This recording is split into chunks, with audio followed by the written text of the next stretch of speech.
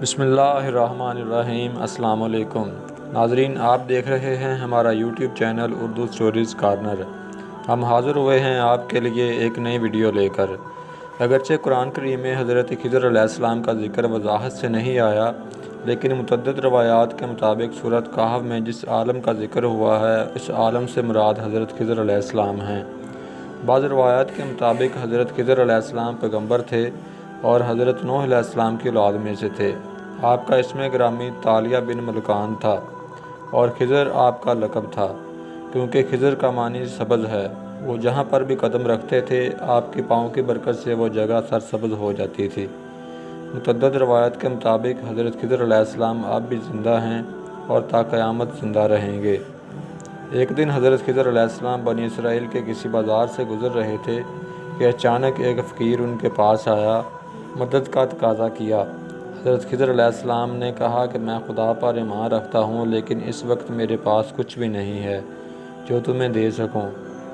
فقیر نے کہا، میں آپ کے چہرے پر نورانیت اور خیر کے آثار دیکھ رہا ہوں اور آپ سے کسی خیر کی امید رکھتا ہوں، بس میں آپ کو خدا کا واسطہ دیتا ہوں، میری مدد کریں۔ حضرت خضر علیہ السلام نے فرمایا کہ آپ نے مجھے رب عظیم کی قسم دی ہے میرے پاس کچھ نہیں ہے، لیکن آپ نے جس سے رب عظیم کی قسم دی ہے آپ مجھے اس بازار میں بطور غلام بیچ دیں اور اپنی ضروریات پوری کریں۔ فقیر نے کہا، کیا ایسا کام کرنا درست ہے؟ حضرت خضر علیہ السلام نے فرمایا، میں درست کہہ رہا ہوں، آپ نے مجھے اس ذات عظیم کی قسم دی ہے، میں ایسا ہرگز نہیں کر سکتا کہ اس ذات کو ہمیشہ اہمیت نہ دوں، آپ مجھے فروخت کر دیں۔ اس فقیر نے آپ کو بازار میں 400 درہم میں فروخت کر دیا، وہاں سے چلا گیا۔ حضرت خضر علیہ السلام ایک مدت تک اپنے آقا کے پاس رہے، لیکن انہوں نے دیکھا کہ ان کا مالک کوئی کام ان کے ذمہ نہیں لگاتا۔ آپ نے مجھے اپنی خدمت کے لیے خریدا ہے، لہٰذا مجھے آپ کوئی کام ان کے ذمہ نہیں لگاتا، بس آپ نے مجھے اپنی خدمت کے لیے خریدا ہے، لہٰذا مجھے حکم دیں آپ کے لیے کوئی کام کروں۔ مالک نے کہا، میں اس پر راضی نہیں ہوں کہ آپ کو کسی زحمت میں ڈالوں، کیونکہ آپ بوڑھے ہیں۔ حضرت خضر علیہ السلام نے فرمایا، میرے لیے کوئی زحمت نہیں ہے۔ تاجر نے انہیں گھر کے کونے میں پڑا ہوا پتھر دکھایا۔ وہ اس قدر بڑا اور بھاری تھا کہ اسے اٹھا کھیلنے کے لیے 6 افراد کی ضرورت تھی۔ تاجر نے کہا، اس پتھر کو اٹھا کر باہر لے جائیں۔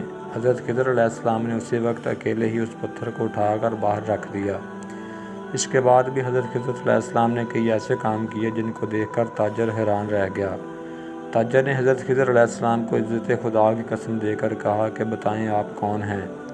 حضرت خضر علیہ السلام نے کہا، آپ نے مجھے عزت خدا کی قسم دی ہے، اس لیے آپ کو بتا دیتا ہوں کہ میں خضر ہوں۔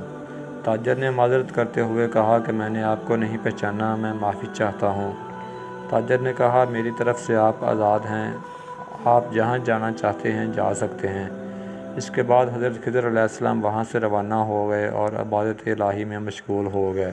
مزید ایسی ویڈیوز کے لیے ہمارے چینل کو سبسکرائب کریں اور ساتھ لگے بیل آئیکن کو دبا دیں تاکہ آنے والی ہر نئی ویڈیو آپ کو ملتی رہے۔